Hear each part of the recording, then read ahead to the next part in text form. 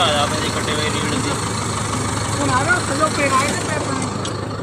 ਪਰ ਜਿਹੜੇ ਆ ਮੈਂ ਦੂਰ ਤੇ